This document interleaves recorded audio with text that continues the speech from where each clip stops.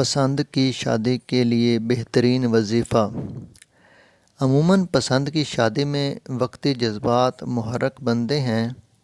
وقت کے ساتھ ساتھ ان جذبات اور پسندیدگی میں کمی آنے لگتی ہے۔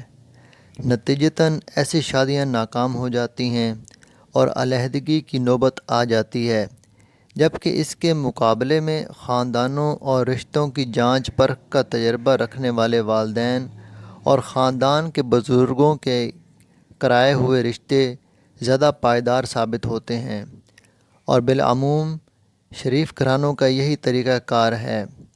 ایسے رشتوں میں وقتی ناپسندیدگی عموماً گہری پسند میں بدل جایا کرتی ہے۔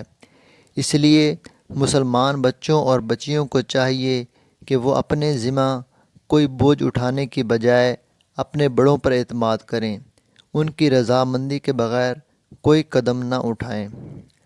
البتہ عاقل بالغ مرد اور عورت کو شریعت نے یہ حق دیا ہے کہ اپنی پسند اور مرضی سے نکاح کرے۔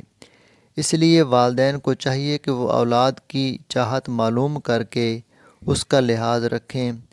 بہرحال والدین کو مناسب طریقے سے اپنی چاہت بتانے کے ساتھ اللہ تبارک و تعالی سے دعا و استخارہ جاری رکھیں، اور یا ودود کثرت سے پڑھیں، اور فرض نمازوں کے بعد درج ذیل دعا مانگا کریں: ربنا ہب لنا من ازواجنا و ذریاتنا قرۃ اعین واجعلنا للمتقین اماما۔